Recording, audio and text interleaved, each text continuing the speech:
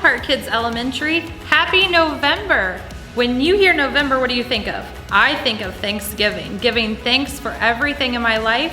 That's why this month we're focusing on gratitude, letting others know you see just how they've helped you and how important they are in your life. Enjoy today's lesson, and I'll see you at the end.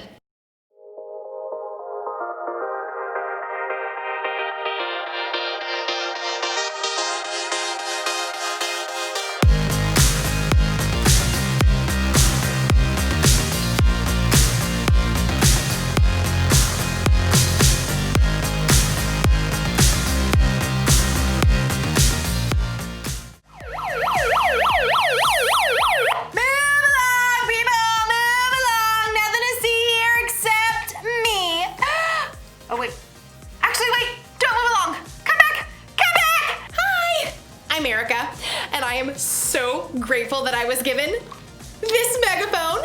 So let's talk about gratitude. Gratitude is letting others know you see how they've helped you. With my Megaphone 3000, I can take shout outs to a whole new level. Hey, person on the side of the street, thanks for picking up that piece of candy wrapper. Ooh, person in the purple shirt and those green shoes, you are awesome! Thanks! Hey! Birds!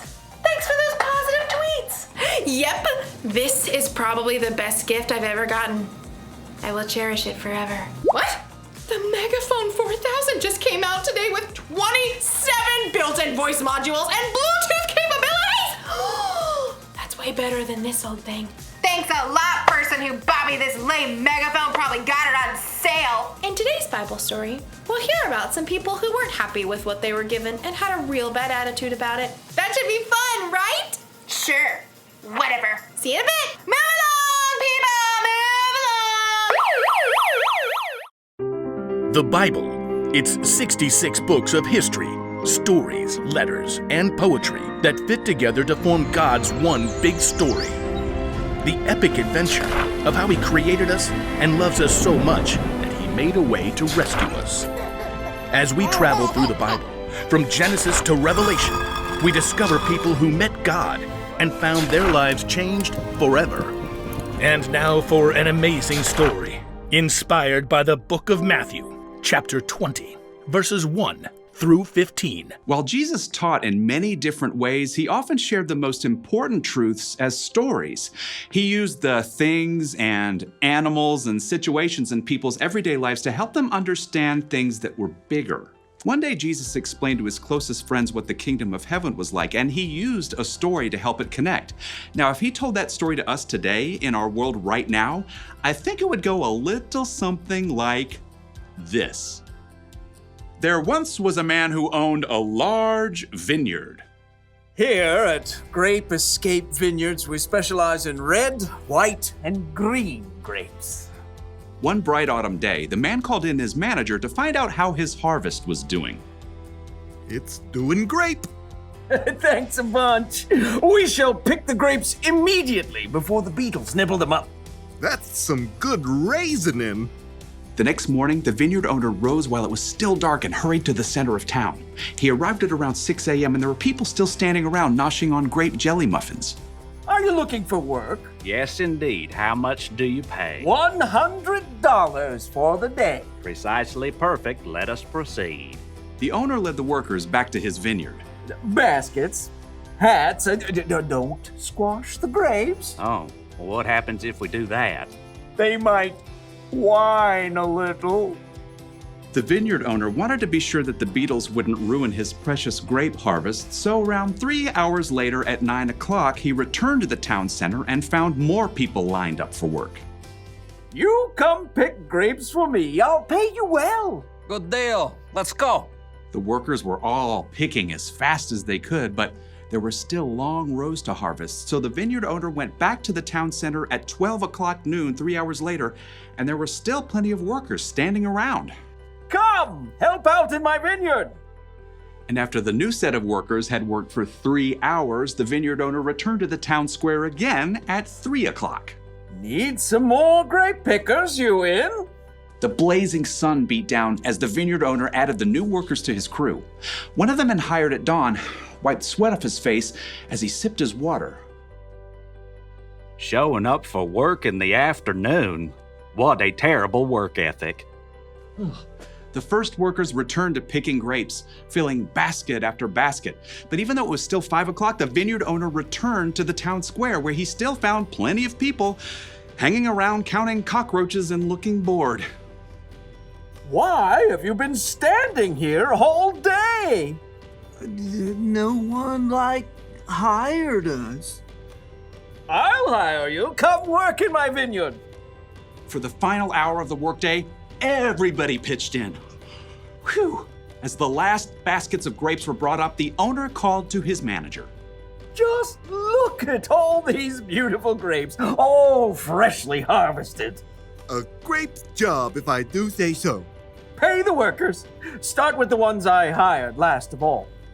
So the manager pulled out his cash box and lined up the workers. He started with the ones who only picked grapes for an hour. Here you go. $100. Totally rad, man. At the other end of the line, the workers who began at dawn began doing some quick math. $100 for 1 hour of work. That means we're about to get over $1,000. The manager continued to hand out pay packets to the workers who started at 3 o'clock. $100. And noon. $100. And 9 o'clock in the morning. $100. Okay. By the time the workers who started at 6 a.m. reached the front of the line, they were getting a little bit worried. You're paying us what's fair for working all day, right? Yep. $100. What? Preposterous. The early morning workers stalked off to find the vineyard owner. You paid those hooligans who only worked an hour the same as us, even though we sweated all day picking your grapes. Just look at this crispy sunburn. Friends, didn't you agree to $100 for the whole day? That is a technicality. Do you feel cheated because I gave so freely to the other workers? Don't I have a right to do what I want with my own money? But it's not fair. Take your money and go. I want to give the ones I hired last the same pay I gave you. The early workers glared and skulked away, cash in hand. They had let the owner's generosity to someone else ruin their day. Jesus' story made it clear. God gives freely to everyone. Rather than focusing on what you don't have, adjust your attitude. Choose to look at what you do have. I'm gonna let you in on a little secret. Sometimes I can be ungrateful. It's true. Like with this whole megaphone thing, I think I deserve the best. I'm fun, I'm talented, I'm generous to other people most of the time. I should get the best gifts. It doesn't seem fair that someone else out there will get a better gift than me. No. You see, I forget to be grateful. But here's another little secret. Sometimes you can be ungrateful too. Sometimes we forget to focus on what we've been given because we're too focused on what other people have. We're too focused on what we think is fair. Don't believe me? Ask yourself these questions. Am I jealous when someone has more or better stuff than me? Or do I think I deserve better than other people because I am better than other people? Or do I count my presents at Christmas to make sure I have more than anyone else? If you would say yes to any of those questions, you might need a little gratitude adjustment. All you have to do when you're feeling ungrateful is to take a second and look around at all the things you have to be grateful for. So maybe I don't have 27 voice modules and Bluetooth capabilities, but I do have 2 voice modules. It's important to be grateful. It's easy if you try. I've got the cool siren. Sorry, things aren't always fair, but sometimes that's a good thing. Because guess what? Jesus died for our sins. That wasn't fair. And we didn't do anything to deserve that kind of sacrifice. But Jesus did it anyway to show how much he loved all people. So here's the one thing to remember today. Adjust your attitude. Be grateful for what you've got. Don't worry about the stuff you haven't got. That's a lesson for me too. Sorry, okay. See you next time.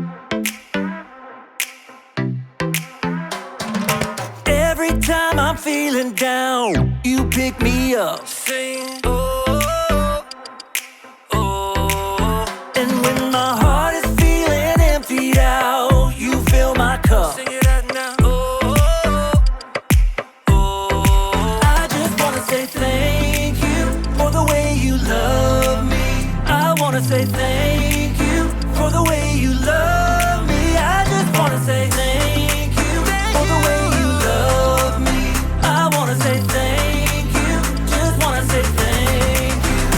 Yeah! T-H-A-N-K-Y-O-U, thank you. Thank you.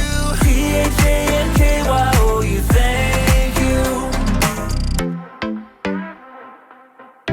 Here we go, verse 2. I'm grateful for the way you've been a friend to me. Sing, oh, oh. And even in the deepest, darkest night, you help me see. Sing it out now. Oh, oh. I just wanna say thank you for the way you love me. I wanna say thank you for the way you love me. I just wanna say thank you for the way you love me.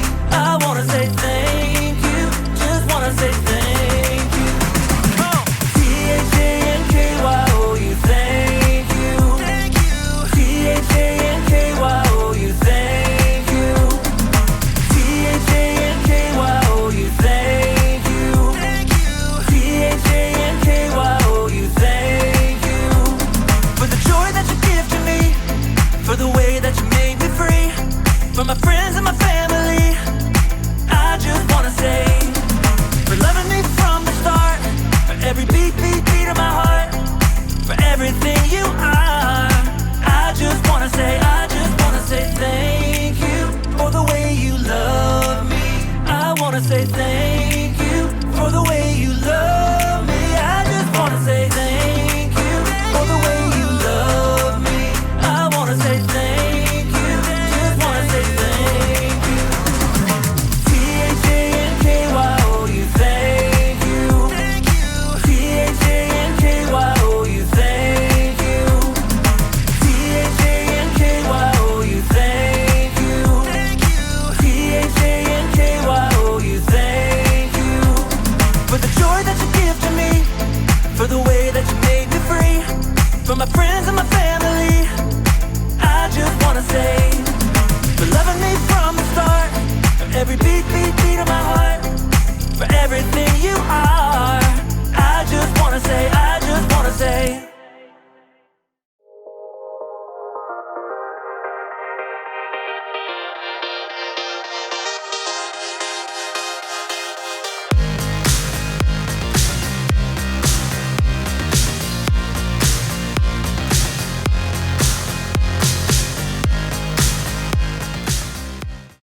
Welcome back, friends. How was your lesson today? Did you learn something new? I want to challenge you to think about who you're grateful for in your life and tell them why you're grateful. I'll start. Today, I am thankful for you because God made you in His image. I can't wait to see you guys soon. Until then, have an awesome week and I'll catch you later.